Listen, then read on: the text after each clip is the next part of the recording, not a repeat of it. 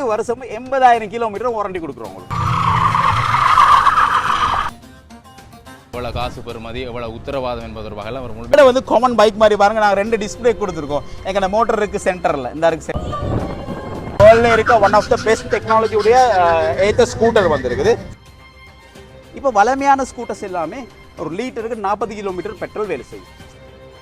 இலங்கையில் இப்போதைக்கு இருக்க ஒரே ஃபாஸ்ட் சார்ஜிங் ஸ்கூட்டர் எங்கிட்ட தான். தாவி இல்லாமல் இந்த பைக்கை யாராவது ஒரு 10 அடிக்கு மூவ் பண்ணாங்க தள்ளுனாங்கன்னு சொன்னாக்க இல்லை சரியா 7,99,900 ரூபா. பின்னுக்கு எடுக்கணும்னு சொன்னாக்க இந்த ரிவர்ஸ் ஆப்ஷன் இருக்கு. ரிவர்ஸ் கூட இருக்கு. ரிவர்ஸ் இருக்குதுல்ல சரியா. ரைடர் மோடுக்கு போடுறோம். ரைடர் மோடில் எப்படி இருக்கு ஸ்பீட் தர்ஷன் வந்து அந்த பேட்டரி ரிப்பேர் பண்ணி கொடுக்குற வாரண்டி இல்லை. இந்த மோட்டர் இந்த பெல்ட் எல்லாத்துக்குமே நாங்கள் 3 வருஷம் 30,000 கொடுங்க. ஆனால் அனைவருக்குமே வணக்கம். இன்றைய தினம் நாங்கள் நிற்கக்கூடியது வந்து யாழ்ப்பாணம், குறிப்பாக யாழ்ப்பாணத்திலையும் திருவள்ளுவர் கலாச்சார மத்திய நிலையத்தில் வந்து நிற்கிறோம். இன்றைய தினம் இங்கே வந்து இடம்பெற்றிருக்கக்கூடிய ஒரு நிகழ்வு இல்லாட்டி ஒரு காட்சிப்படுத்தல் இடம்பெற்று கொண்டிருக்குது. நேற்றைய தினமும் இன்றைய தினமும் வந்து இங்கே இடம்பெற்று கொண்டிருக்குது இலத்திரனியல் வாகனங்களினுடைய காட்சிப்படுத்தல். அதாவது நீங்கள் இப்போ இங்கே பார்க்கக்கூடிய இந்த மோட்டர் பைக்குகள் இது சம்பந்தமான ஒரு காட்சிப்படுத்தல் வந்து இடம்பெற்று கொண்டிருக்குது. இங்கே வரக்கூடியவர்கள் இதை ஓடி பார்த்து அவர்களுடைய அனுபவத்தை பெற்றுக்கொண்டு இதை வந்து வேண்டுறதுக்கு இல்லாட்டி அது சம்பந்தமான முயற்சிகள் இருக்கக்கூடியவர்கள் வந்து இது சம்பந்தமான முழுமையான தகவல்களை தெரிந்து கொள்ளக்கூடிய வகையில் வந்து ஒரு காட்சிப்படுத்தலை வந்து ஒரு நிறுவனம் வந்து செய்து கொண்டிருக்குது. அது சம்பந்தமாக தான் இந்த நாளில் வந்து பார்க்க போகிறோம். குறிப்பாக ஒரு மோட்டர் பைக்கினுடைய அது எப்படியான செயற்பாடு இருக்குது, அதற்குரிய லாபங்கள் நட்டங்கள் என்ன, அதற்குரிய பெறுமதி என்ன, அதுக்குரிய உத்தரவாதம் என்ன என்பது தொடர்பாக இந்த காணொலியூடாக நீங்கள் முழுமையாக அறிந்து கொள்ளக்கூடிய மாதிரி இருக்கும்.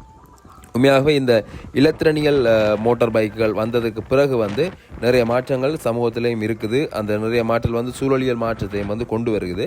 அதனால் அதுக்காக வேண்டி நான் உங்களை இதை வேண்டுங்கோ இல்லாட்டி இதை வேண்டா விடுங்கோ என்று சொல்லல. அவரவர்களுக்குரிய அந்த திட்டங்களுக்கு ஏற்ற மாதிரி சிலர் வந்து விரும்பி இருப்பார்கள் இதை வேண்டும் என்று, சிலருக்கு வந்து இதை வேண்டக்கூடிய எண்ணம் இருக்கும். அதனால் இந்த ஒரு மோட்டார் வாகனம் சம்பந்தமான ஒரு முழுமையான விளக்கமான காணொலியாக இந்த இருக்கும். சிலர் நேரில் போய் இதை பார்ப்பதற்குரிய சந்தர்ப்பம் இல்லாமல் இருக்கலாம், இல்லாட்டி சம்பந்தமான தகவல் அறியணும் என ஆர்வமாக இருக்கக்கூடியவர் இருக்கலாம். இந்த காணொலியூடாக நீங்கள் முழுமையான ஒரு விளக்கத்தை பெற்றுக்கொள்ளக்கூடிய மாதிரி இருக்கும்.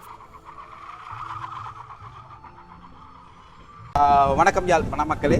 இன்றைக்கி நாங்கள் ஜிஎல் தர்ஷன் யூடியூப் சேனல் மூலமாக எங்களை தர்ஷன் எங்களை பேட்டி எடுக்க வந்திருக்காரு.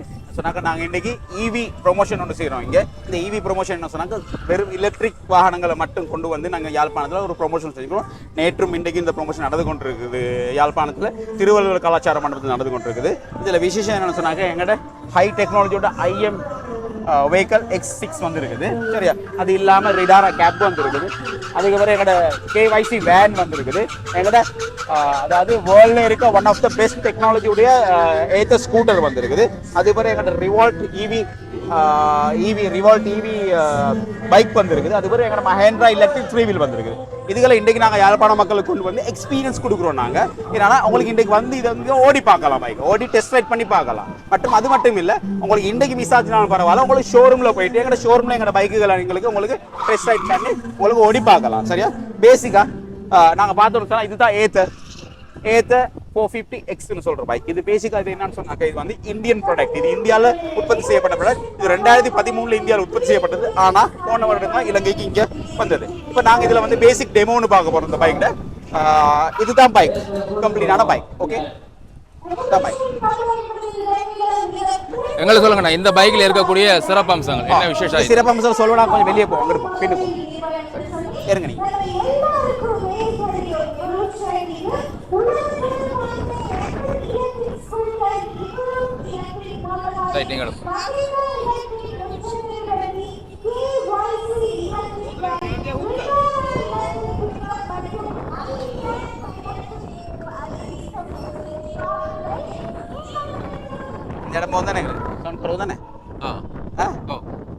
ரைட். ஓகே, இப்போ நாங்கள் பேசிக்கலாக வந்து இந்த பைக்கை பார்க்க போகிறோம் அப்படின்னு சொன்னாக்க சரி. ஓகே, இப்போ சொல்லுங்கள் இந்த பைக்கில் என்ன விசேஷம்? என்ன பைக் வந்து பேசிக்கலாக வந்து இது சாதாரண ஒரு பைக் இல்லை. இது வந்து டெக்னாலஜியால நிரம்பப்பட்ட ஒரு மோட்டார் சைக்கிள், சரி, ஒரு ஸ்கூட்டர் சரியா. இதை நாங்கள் எப்படி சொல்கிறோம் சொன்னால் சூப்பர் ஸ்கூட்டர்னு தான் சொல்கிறோம். சொன்னாங்க கிட்டத்தட்ட இது பைக் ஸ்கூட்டரும் அல்லாத மோட்டார் சைக்கிளும் அல்லாத 2 கடைப்பட்ட வேகத்தில் ஓடக்கூடிய ஒரு மோட்டார் சைக்கிள். இது கம்ப்ளீட்டாகவே இவி கான்செப்ட் உடையது. இப்போ நாங்கள் இதுக்கு வந்தோன்னு சொன்னாங்க பேசிக்காக சரியா. இப்போ இது வந்து நாங்கள் முதல்ல இருந்து உங்களுக்கு ஸ்டார்ட் பண்ணுறதுலேருந்து காட்டுறேன். இந்த பைக் வந்து இப்படி தான் இருக்கும் சரியா. இப்போ நாங்கள் இது வந்து ஸ்டார்ட் பண்ண போகிறோம் இந்த பைக்கை சரி. ஓகே, இந்த கீ ஆன் பண்ணிட்டோம்.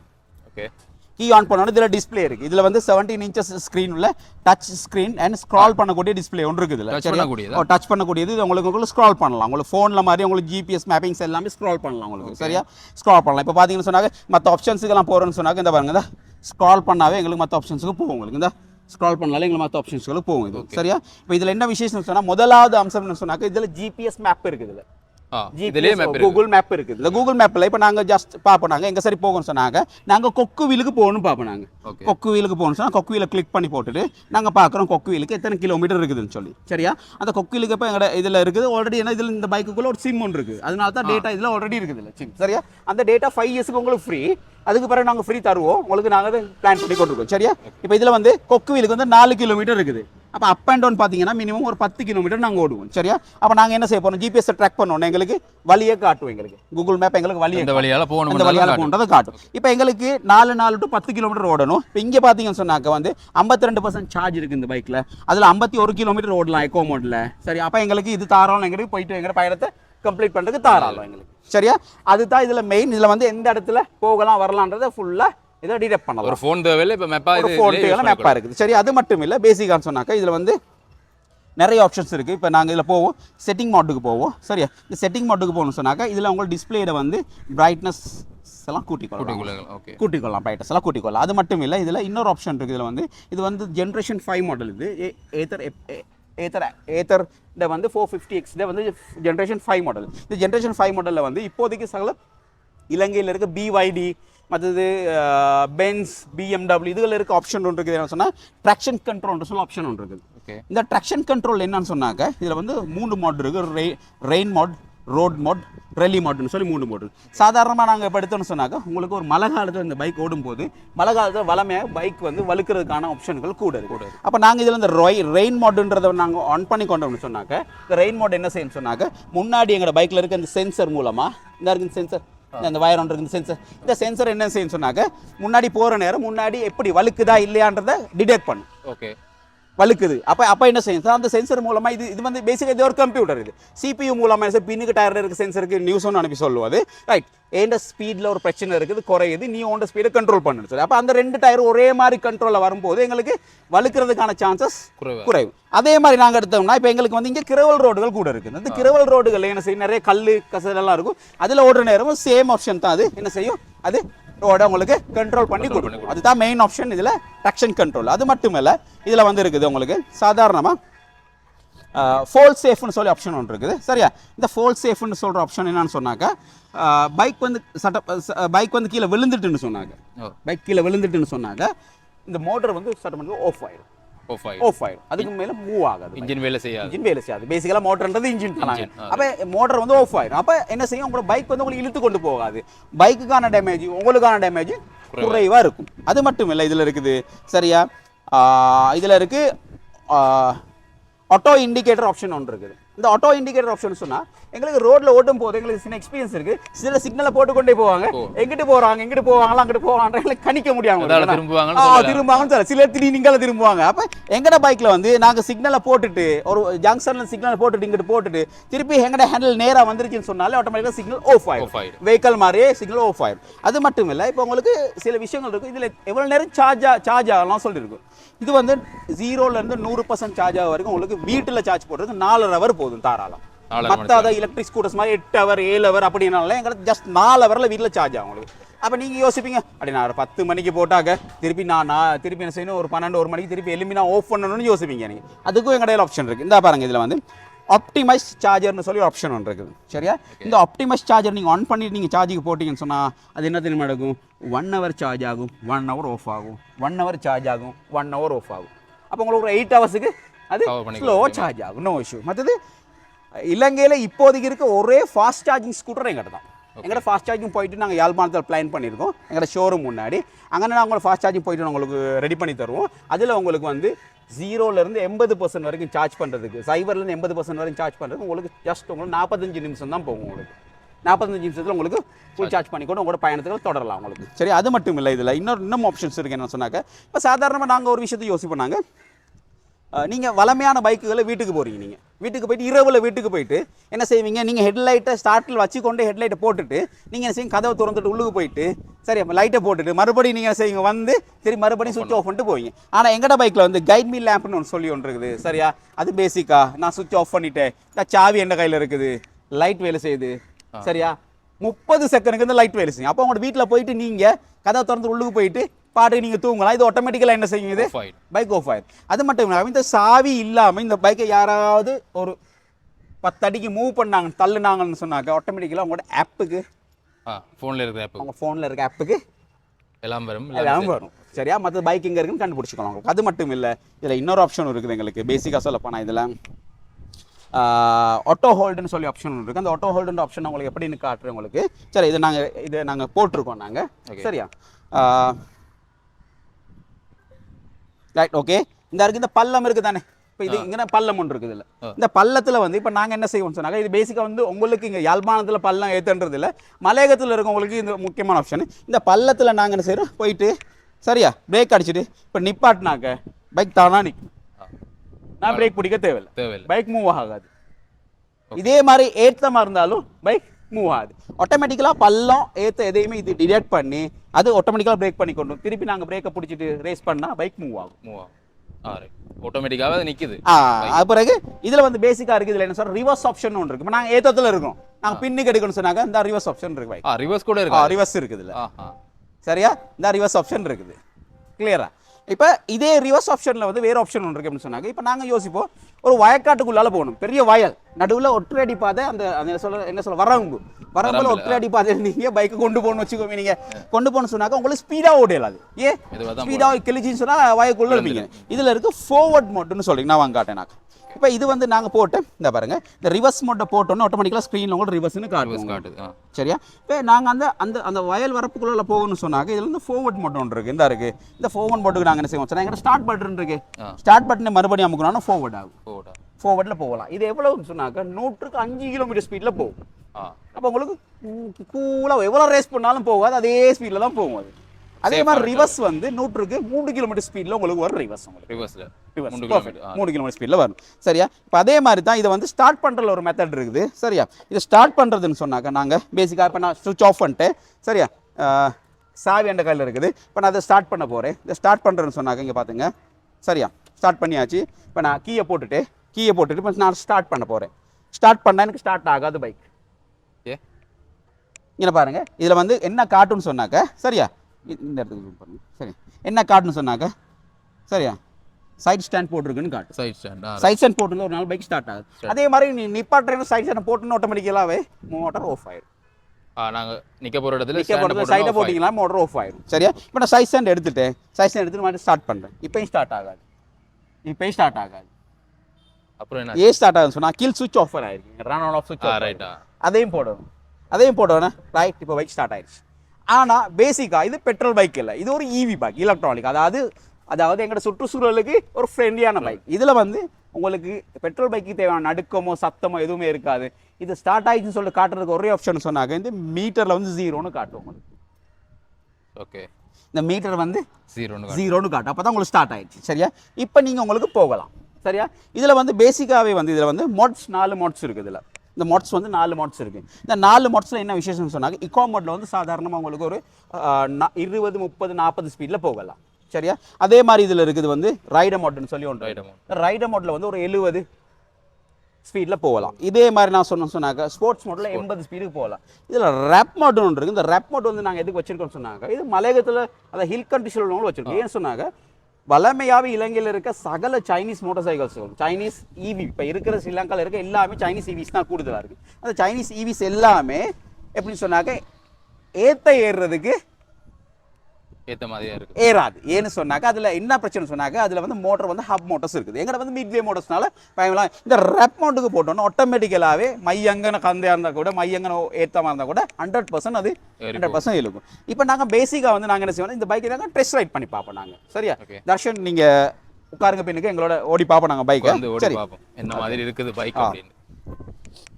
ஓகே சரி இப்போ நாங்கள் வந்து பேசிக்காக வந்து மேப்பெல்லாம் போட்டு தானே இருக்குது ஆல்ரெடி. இப்போ நாங்கள் என்ன செய்யணும்னு சொன்னாங்கன்னா எக்கோ மோடில் நாங்கள் போட போகிறோம். சரியா? எக்கோ மோடில் நாங்கள் ஓட்டுறோம். சரியா? ஓகே சரி ஓகே. எக்கோ மோடில் ஓடுறோம். இந்த எக்கோ மோடில் உள்ள ஸ்பீட் நார்மல் ஸ்பீட். சரியா? இப்போ நாங்கள் என்ன செய்யணும்னு சொன்னாங்க ரைட் அமௌண்ட்டுக்கு போடுறோம். சரியா? சரியா? ரைட் அமௌண்ட்டுக்கு போடுறோம். ரைட் அமௌண்ட்டில் எப்படி இருக்குது ஸ்பீட் தர்ஷன்?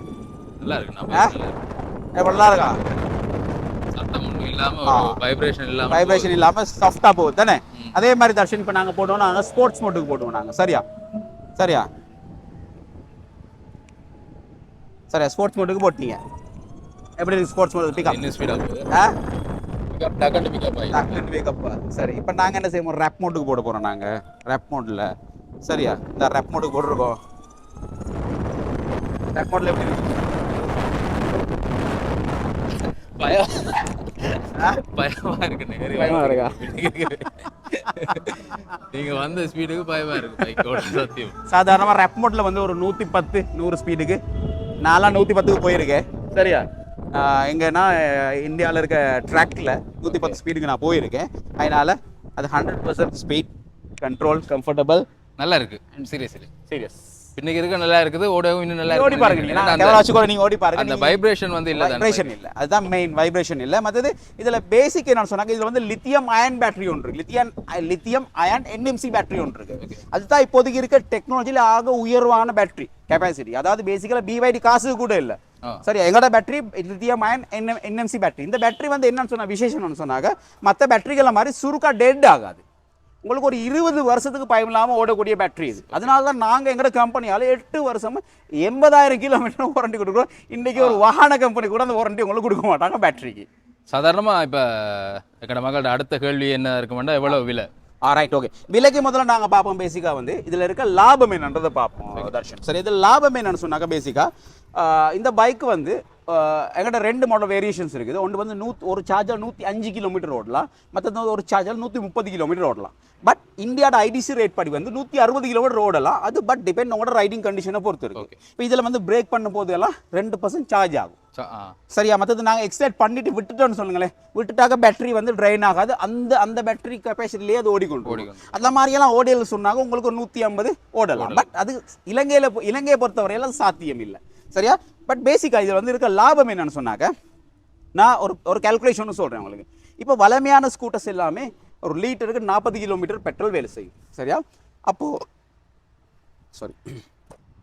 ஒரு 1500 கிலோமீட்டர் ஓடுற நீங்கள், சரியா, 40 கிலோமீட்டர் 40 பெட்ரோல் வேலை செய்கிற ஒரு ஸ்கூட்டர் ஓடிக்கொண்டிருக்கீங்கன்னு சொன்னாக்க உங்களுக்கு பெட்ரோல் வந்து மாதத்துக்கு 33 லிட்டர் மாதிரி நீங்கள் பம்ப் பண்ண வேண்டிய 33 லிட்டருக்கு உங்களுக்கு எவ்வளோ விலை வருதுன்னு சொன்னால் கிட்டத்தட்ட 11,500 மாதிரி பெட்ரோல் நீங்கள் மாதத்துக்கு பம்ப் பண்ணணும். பட் எங்கட பைக்கில் 1500 கிலோமீட்டர் ஓடுறதுக்கு நீங்கள் வீட்டில் 11 பயணம் தான் சார்ஜ் பண்ணணும். 11 முறை தான் சார்ஜ் பண்ணணும். அந்த 11 முறை சார்ஜ் பண்ணுறேன்னு சொன்னாக்க ஒரு பையனை சார்ஜ் பண்ணுறதுக்கு உங்களோட வீட்டில் வந்து 3 யூனிட் போகும் கரண்ட். அந்த ஒரு யூனிட்டுக்கான கரண்ட் வந்து 40 ரூபா தான் இலங்கை காசுப்படி. அப்போ நாங்கள் ஜஸ்ட் வச்சுக்கொள்வோம் 3 யூனிட்டுக்கு எங்களுக்கு ஒரு 120 ரூபா போகுது. ஆனால் நாங்கள் சொல்லுவோமே ஒரு 140 ரூபா வச்சுக்கொள்ளுமே. நாங்கள் 140 ரூபா வச்சுக்கோங்க சொன்னால் உங்களுக்கு டோட்டலாக எலக்ட்ரிசிட்டி பில், இந்த பைக்குக்கான எலக்ட்ரிசிட்டி பில் உங்கள் வீட்டில் வரும் 1800 ரூபா தான் வரப்போகுது உங்களுக்கு. அப்போ உங்களுக்கு கிட்டத்தட்ட 9000 ரூபா மிச்சம் ப்ராஃபிட் இருக்குது. அந்த 9000 ரூபாயை 12 மாதத்துக்கு 10 மாதத்துக்கு பார்த்தீங்கன்னு சொன்னாக்க எவ்வளோ? 90,000 ரூபா. அதே 100 வருஷத்துக்கு பார்த்தீங்கன்னு சொன்னாக்க 9 லட்சம் ரூபா நீங்கள் சேவ் பண்ணுறீங்க நீங்கள். விளைச்சா இதுதான் இந்த ஈவியில் இருக்க பேசிக் கன்செப்ட். அது மட்டும் இல்லை, ஈவியில் இருக்க பெஸ்ட் என்ன சொன்னாக்க உங்களுக்கு ஆயில் சேஞ்ச் பண்ண தேவையில்லை, ஃபில்டர் போட தேவையில்லை, கிரீஸ் அடிக்க தேவையில்லை, என்னது செயின் பாக்கெட் மாற்ற தேவையில்லை. இது எந்த பிரச்சனையுமே இல்லை. நீங்கள் 5000 கிலோமீட்டருக்கு ஒருக்கா எங்களோட ஷோரூமுக்கு வந்தீங்கன்னா அங்கே கம்ப்யூட்டரில் செக் பண்ணி உங்களுக்கு என்ன பேட்டரி பர்சன்டேஜ் எப்படி இருக்குது, என்ன கண்டிஷனில் இருக்குன்னு பார்த்துட்டு என்ன செய்வாங்க உங்களுக்கு ஃபீட்பேக்கும் கொடுப்பாங்க. சப்போஸ் அதில் பேட்டரி வந்து இந்த பர்சன்டேஜ் வந்து 70க்கு மேலே சார்ஜ் ஆகுதே இல்லை, நீங்கள் ஃபுல் சார்ஜ் போட்டாலும் உங்களுக்கு 69க்கு மேலே சார்ஜ் ஆகுது இல்லைன்னு சொன்னாங்க, நீங்கள் உடனே எங்களுக்கு ரிப்போர்ட் பண்ணிங்கன்னாக்க 2 டேஸில் உங்களுக்கு என்ன நடக்கும்னு சொன்னாங்க இந்த பேட்டரி அப்படியே கழட்டி நாங்கள் எடுத்துகிட்டு போயிட்டு புது பேட்டரி கொண்டு வச்சுக்கணும் மாதிரி. ஏன்னா எங்கள்கிட்ட வந்து அந்த பேட்டரி ரிப்பேர் பண்ணி கொடுக்குற வாரண்டி இல்லை. நாங்கள் பேட்டரியை 100% ரீப்ளேஸ் பண்ணுவோம். ஏன்னா பேசிக்காக இது ஒரு இந்தியன் கம்பெனி. 2013 ஆரம்பித்த இந்த கம்பெனி வந்து இன்றைக்கு வரைக்கும் ஒரு வாரண்டி கூட எங்களுக்கு கிடைக்கல பேட்டரியில். ஏன்னா இப்போ 5 வருஷம் 6 வருஷத்துக்கு பிறகு ஓடுறவங்க கூட 90% பேட்டரி சார்ஜிங் பர்சன்டேஜ் இன்னும் இருக்குது அவங்களுக்கு. சாதாரணமாக ஒரு பைக்கில் இந்த பைக்குக்கும் இந்த பேட்டரிக்கும் எவ்வளவு உங்களோட வாரண்டி இருக்குது உத்தரவாத அதான் சொல்கிறேன் பைக்குக்கு பேசிக்கலாக வந்து இந்த பைக்கில் இருக்க மற்ற பார்ட்ஸ் எல்லாத்துக்குமே நாங்கள் வந்து 3 years 30,000 kilometers வாரண்டி கொடுப்போம். இந்த டிஸ்பிளேக்கு கூட நாங்கள் 3 வருஷம் 30,000 kilometer வாரண்டி கொடுக்குறோம். இந்த மோட்டர் இந்த பெல்ட் எல்லாத்துக்குமே நாங்கள் 3 வருஷம் 30,000 கொடுக்குறோம். ஆனால் பேசிக்கலாக ஒரு பைக்கோட ஹார்ட் எது சொல்லுங்க பாவா நீங்கள், இந்த பைக்கோட ஹார்ட் எது, முக்கியமான விஷயம் எது, மூளை பேட்டரி. இந்த பைக்கின் ஹார்ட் பேட்டரி தான் இல்லைன்னா எதுவுமே இல்லை இந்த பைக்கில் இல்லையா. அப்போ அந்த பேட்டரிக்கு நாங்கள் கொடுக்குறோம் பேசிக்காக வந்து இன்றைக்கு இந்த ப்ரோக்ராம்க்கு நீங்கள் வந்தீங்கன்னு சொன்னாங்க உங்களுக்கு 8 வருஷம் 80,000 kilometer வாரண்டி கொடுக்குறோம். உங்களுக்கு 8 வருஷம் 80,000 kilometer உங்களுக்கு சாதாரணமாக இன்றைக்கி இருக்க ஒரு வெஹிக்கலில் கூட அந்த வாரண்டி உங்களுக்கு கிடைக்காது உங்களுக்கு. ஏன்னா நாங்கள் அந்த அளவுக்கு கான்ஃபிடென்ட் எங்களோட ப்ராடக்ட்டை பொறுத்தவரையில் அந்த அளவுக்கு நாங்கள் கான்ஃபிடென்ட்டாகவே இருக்கணும் எங்கள் ப்ராடக்ட். ஓகே, இப்போ சாதாரணமாக இன்றைக்கு இந்த காணொலியை பார்த்துட்டு வரையலாமல் இருக்கக்கூடிய ஆக்கள் எங்கே வரலாம்? ஒன்றும் தெரியல, எங்கட ஷோரூம் இருக்குது பலாலி ரோட்டில், அந்த நல்லூர் கோயிலுக்கு திரும்புறதோட ஜங்ஷன் இருக்குது, 2 ஜங்ஷன் இருக்குது, அந்த ஜங்ஷனோட எங்கட ஷோரூம் இருக்குது அன்னைக்கு. சரி, ஏத்தர் ஷோரூம் இருக்குது. நீங்கள் அங்கே வந்தீங்கன்னா உங்களுக்கு இந்த பைக்கை பர்ச்சேஸ் பண்ணி கொள்ளலாம் உங்களுக்கு. ஓகே, இதில் பைக்கோட விலை என்னன்னு விஜயதர்ஷன் கேட்டுக்கொண்டிருந்தார். நான் பேசிக்காக வந்து விலையோட நான் அதிகமாக யோசிக்கிறது அதில் இருக்க ஃபீச்சர்ஸ் ஆப்ஷன்ஸ் எவ்வளோன்றது தான் முக்கியம். ஏன்னா இப்போ நாங்கள் வந்து புதிய தொழில்நுட்பங்களை பற்றி நான் ஓடிக்கொண்டிருக்கோம். மற்றதுன்னா எங்களோட சுற்றுச்சூழல் வந்து வர மாசுபடையுது. அதனால ஈவியை நீங்கள் ஈவியை வந்து நீங்கள் தொடர்ந்து கொண்டு போகிறது வந்து உண்மையில் உங்களுக்கு உங்களோட எதிர்காலத்தில் இருக்க குழந்தைகளுக்கு உண்மையிலே ஒரு தேவையான விஷயமா இருக்குது இந்த உலகத்தில். இப்போது பேசிக்காக இந்த பைக்கோட விலை என்னன்னு சொன்னாக்க வந்து 8,99,900 ரூபா. அதாவது ஹை ரேஞ்ச் 130 கிலோமீட்டர் ஓடக்கூடிய பைக், 105 கிலோமீட்டர் ஓடக்கூடிய பைக் வந்து ஒன் சார்ஜில் சரியா 7,99,900 ரூபா. அதாவது ஒரு சார்ஜில் ஒரு தரம் சார்ஜ் பண்ணி எத்தனை கிலோமீட்டர்? ஹை ரேஞ்ச் பைக்கில் வந்து 130 கிலோமீட்டர் ஓடலாம், லோ ரேஞ்ச் பைக்கில் 105 கிலோமீட்டர் ஓடலாம். 130 கிலோமீட்டர் ஓடக்கூடிய பைக் வந்து 9 லட்சம். அதே மாதிரி 99,900 105 கிலோமீட்டர் ஓடக்கூடிய ஒரு தரம் சார்ஜ் பண்ணி 105 7,99,900 ஓடக்கூடியது 7,99,900 ரூபா. அதாவது 8 லட்சம் ரூபாய், 8 லட்சம் 9 ரூபாய். ஆனால் ஈஸி பேமெண்ட் ஸ்கீம் இருக்குது. உங்களுக்கு லீசிங் போடுறதுனா கூட எங்களுக்கு நோ இஷ்யூ. எங்களுக்கு கமர்ஷியல் கிரெடிட் இருக்காங்க, அலையன்ஸ் ஃபைனான்ஸ் இருக்கிறாங்க சரியா, மற்றது HNB இருக்காங்க, பீப்பிள் லீசிங் இருக்காங்க. இந்த லீசிங் கம்பெனிஸ் மூலமாக எங்களுக்கு லீசிங் உங்களுக்கு அரேஞ்ச் பண்ணி தரலாம். அப்படி இல்லைன்னு சொன்னாக்கா பார்ட் பேமெண்ட் கொடுக்குறவங்களுக்குனாலும் எங்களுக்கு ஸ்பெஷல் ஆப்ஷன்ஸ்களை கொடுக்கலாம் உங்களுக்கு. இதுக்கு டிக்கி எல்லாம் இருக்கு. டிக்கி இருக்கு, நான் டிக்கியை காட்டுறேன் உங்களுக்கு. நான் அதை கட்டாயம் காட்டணும். டிக்கி ஓப்பன் பண்றதுக்கு நீங்க அங்கங்க சாவி போடுறதுல பழைய காமன் பைஸ்கள் மாதிரி இதுலயே தான் கீ இருக்குது. சரி, இதை போட்டாச்சு, ஓப்பன் பண்ணியாச்சு. டிக்கி சாதாரணமாக பெரிய ஹெல்மெட் ஒன்று வைக்கக்கூடிய பெரிய டிக்கி இருக்கு. அது மட்டும் இல்லை தர்ஷன், நீங்க சொல்லணும் சொன்னா எங்களை சசி வந்து பேசிக்கலா சொன்னீங்களா, இது வந்து அலுமினியம் சசி ஒன்று இருக்குது. ஓகே, அலுமினியம் சசி ஒன்று கிட்டத்தட்ட. ஓகே, மற்றது வந்து இதில் பேசிக்காக வந்து இன்றைக்கி இலங்கையில் இருக்கிற எலக்ட்ரிக் ஸ்கூட்டர்ஸ் எல்லாமே வந்து சைனீஸ் ஸ்கூட்டர்ஸ் தான் கூடுதலாக இருக்குது. சைனீஸ் ஸ்கூட்டர் மட்டும் இல்லை, மற்ற வந்திருக்க எல்லா ஸ்கூட்டர்லையுமே என்ன பிரச்சனைன்னு சொன்னாங்க, அவங்களோட எல்லாமே ஹப் மோட்டர்ஸ் தான் இருக்குது. ஹப் மோட்டர்ஸ்னு சொன்னாக்க அவங்களோட மோட்டரை வந்து டிரெக்டாக வந்து டயருக்கு தான் ஃபிக்ஸ் பண்ணியிருப்பாங்க. அப்போ அந்த நேரத்துக்கு இந்த டயரை கலட்டும் போது இருக்க பிரச்சனை என்னன்னு சொன்னாங்க, அதை வந்து கம்பெனிலே தான் கலட்டணும், வேறு எங்கேயும் கலட்ட இல்லாது. ஆனால் எங்கள்ட வந்து காமன் பைக் மாதிரி பாருங்கள், நாங்கள் 2 டிஸ்பிளே கொடுத்துருக்கோம். எங்களோட மோட்டர் இருக்குது சென்டரில், இந்த இருக்குது சென்டரில் இருக்குது. அப்போ அங்கேருந்து நாங்கள் என்ன செஞ்சுருக்கோம்னு சொன்னாங்க, பெல்ட் மூலமாக தான் பின்னாடி எடுத்துருக்கோம். நாங்கள் பெல்ட் மூலமாக தான் பின்னாடி எடுத்துருக்கோம். இது சாதாரண காமன் பைக் மாதிரி உங்களுக்கு இந்த டயர் எங்கே வேணாலும் கழட்டி போடலாம், உங்களுக்கு மாற்றிக்கொள்ளலாம். முன்னுக்கும் பார்த்தீங்கன்னா டிஸ்பிளே கூட இருக்கக்கூடியது, பின்னுக்கும் டிஸ்பிளே அது மாதிரி.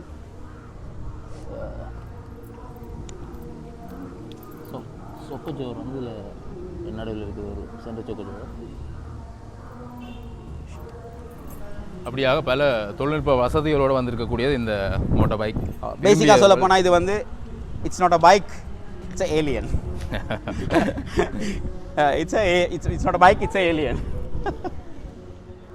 ஓகே, தர்ஷன் யூனிவர்ஸுக்கு உண்மையிலே நன்றி இந்த ஆப்பர்ச்சுனிட்டி எங்களுக்கு கொடுத்ததுக்கு. நான் இந்த ஆப்பர்ச்சுனிட்டி அவரே இந்த ஆப்பர்ச்சுனிட்டி வந்து எடுத்தார். ஏன்னு சொன்னாங்க, இந்த பைக் வந்து யாழ்ப்பாணத்து மக்களுக்கு உண்மையிலே பிடித்திருக்கும்னு நினைக்கிறேன். அது மட்டும் இல்லை, நீங்கள் கட்டாயம் ஈவியை சூஸ் பண்ணுங்கள். எந்த வெஹிக்கிளாக இருந்தாலும் ஈவியை சூஸ் பண்ணுங்கள். உங்களோட சுற்றுச்சூழலை பாதுகாத்துக்குங்க. அடுத்த தலைமுறையினருக்கு இந்த சுற்றுச்சூழல், இந்த மரங்கள், கொடிகள், செடிகளை வச்சுக்கோங்க. ஏன்னா கார்பன் எமிஷன் கூட இப்போ டெல்லியிலலாம் பார்த்தீங்கன்னா பேசிக்கலாகவே இப்போ சுவாசிக்கவே கஷ்டப்படுறாங்க.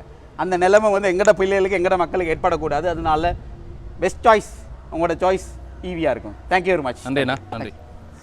ஓடி முடியாது. அப்படியாக அந்த வாகனத்தினுடைய சிறப்பம்சங்கள் என்னென்ன விஷயம் இருக்குது, எவ்வளோ காசு பெறுமதி, எவ்வளோ உத்தரவாதம் என்பது தொடர்பாக ஒரு முழுமையான விளக்கத்தை அந்த அண்ணாங்களை தந்திருக்கிறார். நீங்களும் பார்த்துருப்பீங்க. நான் கூட ஓடி பார்த்தேன்னா நல்லா இருந்தது அந்த பைக். ஆனால் யாருக்கு செட் ஆகும், யாருக்கு இது உகந்ததாக இருக்கும், இந்த இப்படியான பயணங்களை மேற்கொள்வதற்கு இது உகந்தமாக இருக்கும்ன்றது உங்களுக்கு தான் தெரியும். அவர் தங்களுடைய அந்த ஷோரூம் இருக்கக்கூடிய இடத்த கூட சொல்லியிருப்பார். பலாலியில் அந்த அவர்களுடைய அந்த ஷோரூம் இருக்குது, பலாலி வீதியில் வந்து ஷோரூம் இருக்குது. அங்கே போய் நீங்கள் அதை பார்த்துக்கொள்ளலாம். இன்றைய தினத்தில் பார்க்கக்கூடியவர்கள் இங்கே வந்து இதை பார்த்துக்கொள்ளக்கூடியமா இருக்குது. இப்போ எங்களுக்கும் இந்த பைக்கை ஓடுறதுக்கு ஒரு சந்தர்ப்பம் இருக்குது. ஆனால் நேற்றைக்கும் இன்றைக்கும் வந்து இதை வந்து இங்கே செய்திருக்கணும். நீங்கள் நேற்று இன்றைக்கெல்லாம் வந்தால் இங்கே ஓடி பார்க்கலாம். இனி அவங்க ஷோரூமில் ஓடுறதுக்குரிய ஷோரூமில் எங்கிட்ட டெஸ்ட் ரைட் பைக் இருக்குது, பயம்லாம் ஓடி பார்க்கலாம். ஷோரூமில் போனால் கூட நீங்கள் ஓடி கூட பார்க்கக்கூடிய மாதிரி இருக்கும். இன்றைக்கு இப்போ நீங்கள் வந்து இந்த பைக்கை வந்து யாரும் சொல்கிறாங்கன்னு சொல்லி வாங்காதீங்க. ஜஸ்ட் நான் சொல்கிறேன், ஓடி பார்த்தே வாங்குங்க நீங்கள். சரி, இப்போ இது என்ன டவுன் பண்ணுறேன் ஒன்றாவது இல்லையா? ரைட், ஒன்றாவது இல்லையா? Bike start okay, start. நீங்கள் பிரேக்கை பிடிச்சிக்கோங்க. ஓகே, ஸ்டார்ட் பண்ணுங்கள். ஸ்டார்ட் பண்ணு. ஓகே, இப்போ 0 ஆயிடுச்சா? ஸ்டார்ட் ஆயிடுச்சு. இப்போ ஸ்டார்ட் ஆயிடுச்சு. நாங்கள் ஓடி பார்ப்போம்.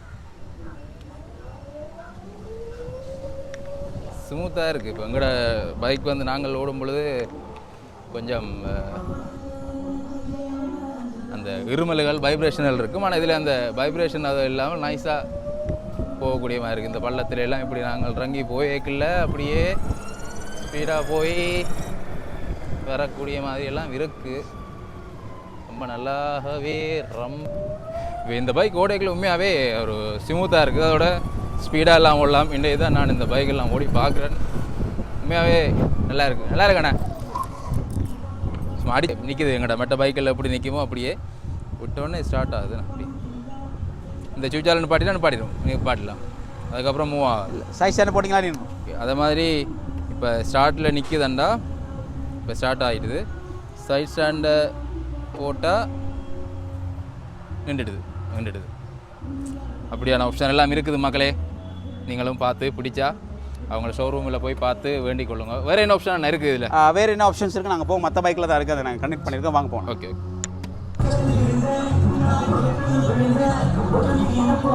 மெயினான ஆப்ஷன் ஒன்று இருக்குது. என்னென்னு சொன்னாக்க, இப்போ நாங்கள் ஜஸ்ட் இது ஸ்டார்ட்டில் வச்சுக்கணும்னு சொன்ன அந்த பைக்கை.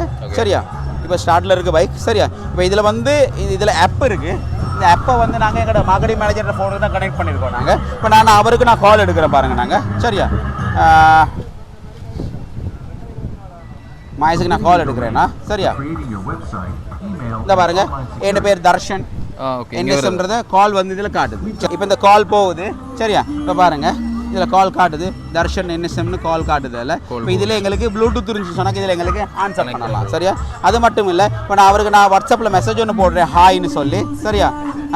ஹாய் மகேஷ்னு சொல்லி வாட்ஸ்அப்பில் மெசேஜ் ஒன்று போடுறேன். ஹாய் மகேஷ் வாட்ஸ்அப்பில் மெசேஜ் ஒன்று போட்டோன்னே மெசேஜ். அப்படியாக எங்களுடைய தொலைபேசியோடு கூட அந்த மோட்டார் பைக்கின் இணைப்பை ஏற்படுத்தி எங்களுடைய தொடர்புகளை வந்து நாங்கள் பார்த்து கொள்ளக்கூடிய மாதிரி இருக்கும். இப்போ அவர் காட்டியது போலே அந்த வாட்ஸ்அப் அதை சம்பந்தமாக நாங்கள் தொலைபேசி தொடர்புகள் இருக்கக்கூடிய அந்த விஷயம் எல்லாமே அந்த இலத்திரனியல் திரையில் வந்து நாங்கள் பார்க்கக்கூடியமாக பல்வேறுபட்ட சிறப்பம்சங்களை கொண்டதாக இந்த மோட்டார் பைக் வந்து வந்திருக்குது. விரும்பியவர்கள் நேரடியாக சென்றும் அவர்களுடைய அந்த கிளைகளில் சென்று நீங்கள் பார்க்கக்கூடியமாக இருக்கும். உங்களுக்கு பிடித்தவர்கள் இது சம்பந்தமாக வந்து மேலதிகமான தகவல்களை வந்து அவர்களிடம் சென்று பெற்றுக்கொள்ளக்கூடிய மாதிரி இருக்கும்.